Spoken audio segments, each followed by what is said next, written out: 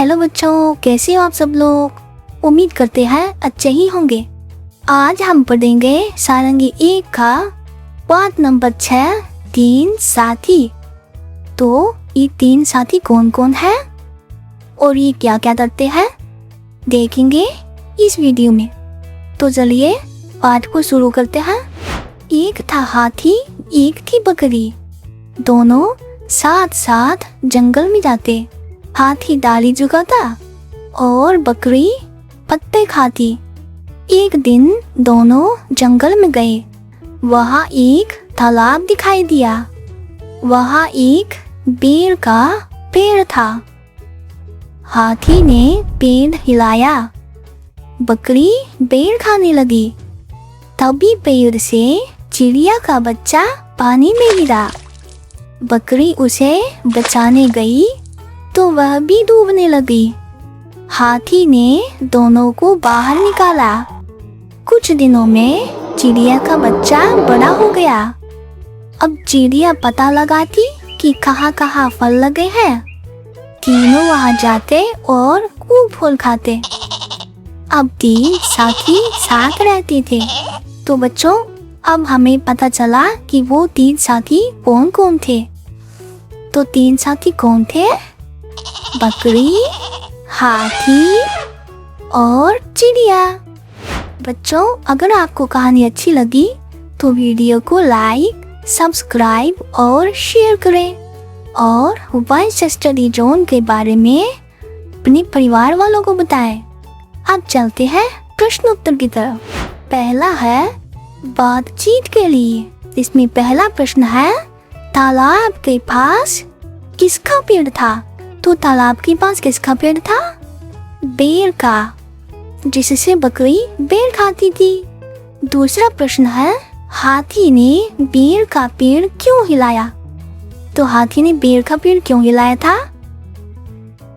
ताकि बकरी बेर खा सके। ठीक है।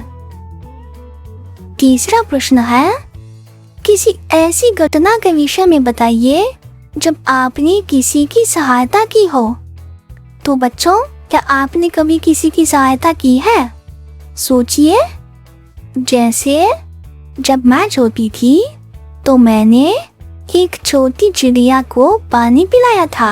और एक दिन मेरी सहेली खाना नहीं लाई थी तो मैंने अपने टिफिन से उसको खाना भी खिलाया था, क्योंकि वो मेरी पक्की सहेली है। तो इसी तरह आपने भी किसी न किसी की सहायता जरूर की होगी। अब बढ़ते हैं आगे। क्या होता अगर? तो बच्चों, इसमें पहला है, क्या होता अगर चिड़िया का बच्चा तालाब में ना गिरता? तो चिड़िया का बच्चा अगर तालाब में ना गिरता तो क्या होता? उससे पहले हमें ये पता होना चाहिए कि चिड़िया का बच्चा तालाब में गिरा तब क्या हुआ। तब क्या हुआ था? चिड़िया का बच्चा बड़ा हुआ और चिड़िया का बच्चा पता लगाने लगा कि फल कहाँ है। ठीक है। तो अब अगर चिड़िया का बच्चा तालाब में ना गिरता तो क्या होता? हाथी उसे नहीं बचाता, क्योंकि वो तालाब में गिरा ही नहीं। हाथी नहीं बचाता तो अब उनके पास तीसरा साथी नहीं होता। तीसरा साथी नहीं होता तो हाथी और बकरी को फलों वाले पेड़ की जगह नहीं पता चल पाती। दूसरा है, क्या होता अगर हाथी तालाब के पास ना होता? तो हाथी तालाब के पास नहीं होता तो क्या होता? बकरी और पक्षी डूब जाते, क्योंकि बकरी और चिड़िया को हाथी ने ही बचाया था। ठीक है। अब अगले प्रश्न में है, चित्र में कितने हाथी? कहाँ छुपे हैं सारे हाथी? आओ मिलकर खोजे साथी। इसमें हाथी कहाँ कहाँ है? आपको इसमें हाथी कहाँ दिख रहे हैं? पहला है खिड़की के बाहर, बड़ा सा हाथी है ना। दूसरा है यहाँ इस झोले पे। तीसरा है यहाँ जहाँ पे हमने पेन रखे हैं। चौथा गमले पे है। पांचवा है तकिए पे। छठा और सातवां है चादर पर। फिर सातवां, आठवां और नौवां है यहाँ। तो कुल कितने हाथी हुए? 10। ठीक है, अब आगे बढ़ते हैं। अगला है पहले क्या हुआ। कहानी में जो जो हुआ उन्हें क्रम में अंक दीजिए। तो पहले क्या हुआ था? पहले बकरी और हाथी जंगल में रहती थी। तो पहला चित्र है ये। ठीक है, यहाँ पर हम अंक देंगे 1, क्योंकि ये सबसे पहले हुआ था। फिर क्या हुआ था? फिर हाथी ने डाली झुकाई और बकरी ने पत्ते खाए। तो दूसरा हुआ था ये, तो यहाँ पर अंक देंगे 2। फिर तीसरा क्या हुआ था? तीसरे में हाथी और बकरी तालाब के पास गए थे। वहां पर उन्होंने बेर के पेड़ से बेर खाए थे। तो तीसरी बार हुआ था ये। ठीक है, तो यहाँ अंक देंगे 3। चौथी बार क्या हुआ था? बकरी ने चिड़िया के बच्चे को बचाने का प्रयत्न किया। ठीक है, तो यहाँ अंक आएगा 4।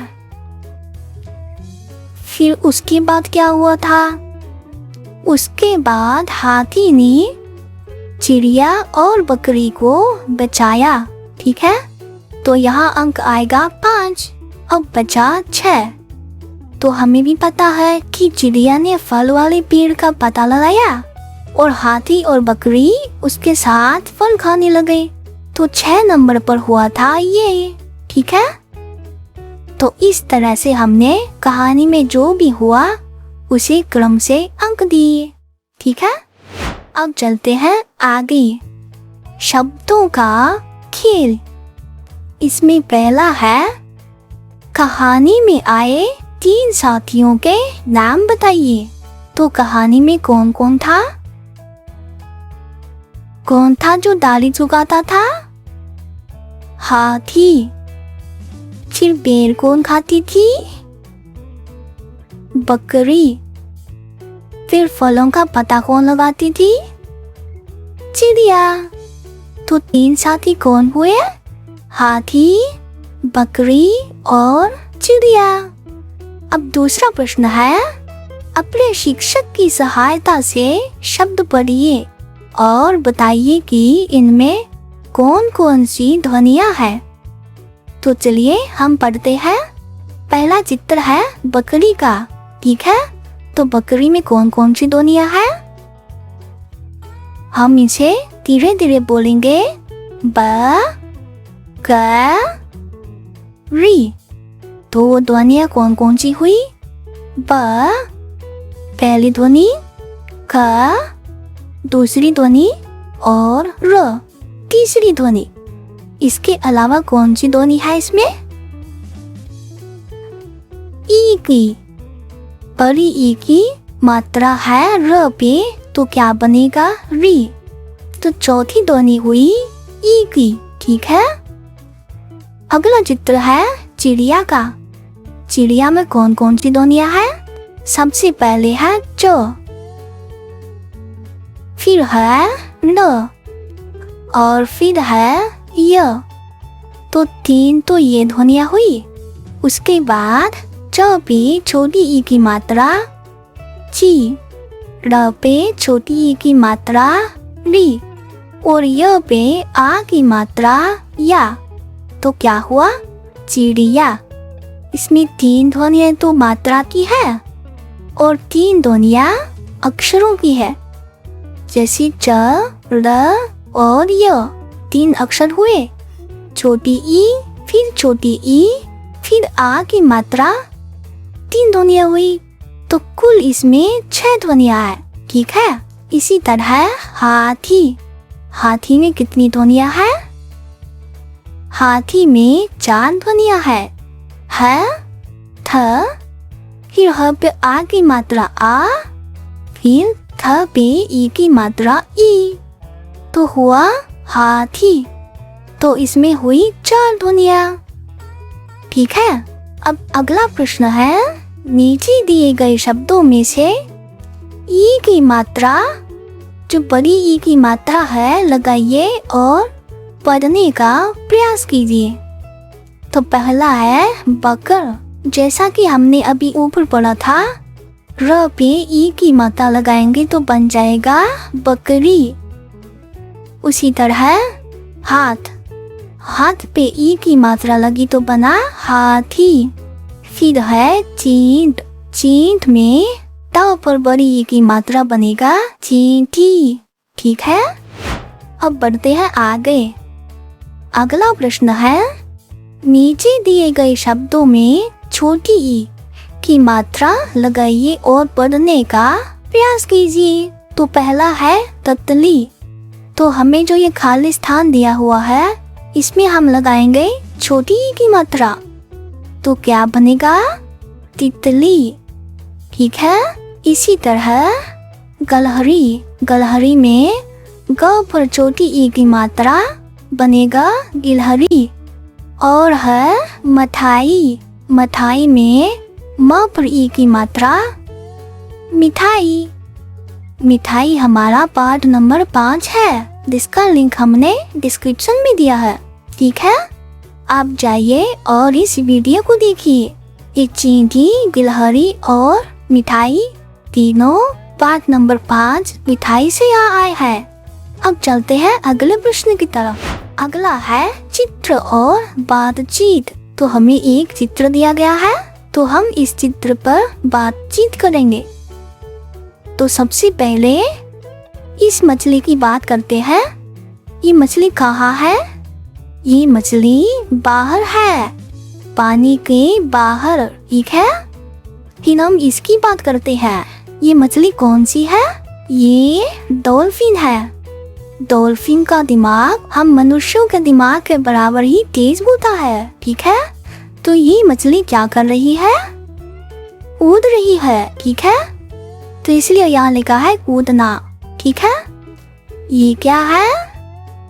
फूल। ये कौन सा फूल है? ये है कमल का फूल। ठीक है, अब ये क्या है?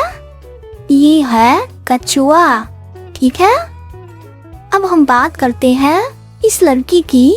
तो ये लड़की कहाँ है?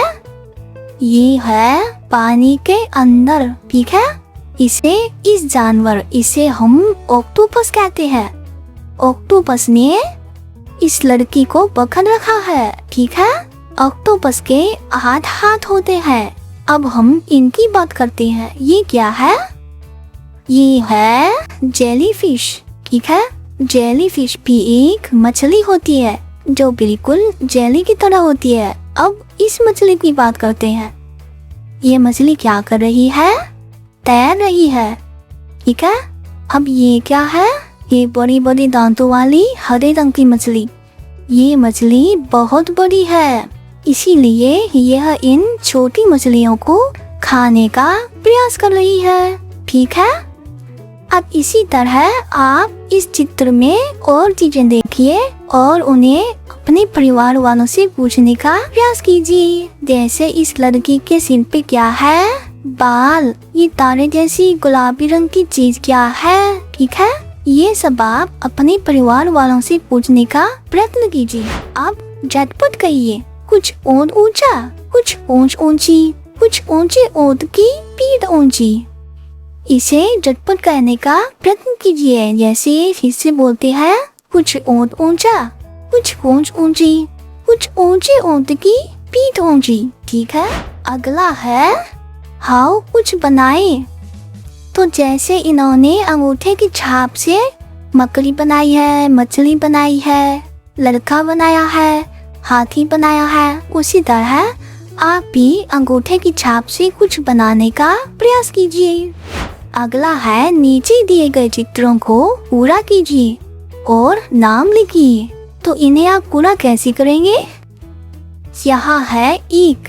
हम इन बिंदुओं को नंबर से मिलाते जाएंगे। ठीक है, 1 से 2 तक रेखा खींचेंगे, फिर 2 से 3 तक, फिर 4, फिर 5, फिर 6।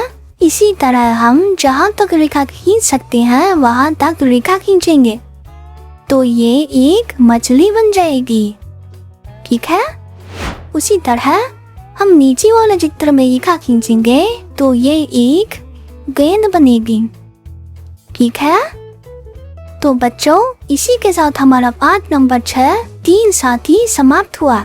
अगर आपको पाठ अच्छा लगा हो तो वीडियो को लाइक, सब्सक्राइब और शेयर कीजिए और वर्ष स्टोरी जोन के बारे में अपने परिवार वालों और मित्रों को बताइए। अब मिलते हैं अगली वीडियो में, तब तक के लिए बाय बाय।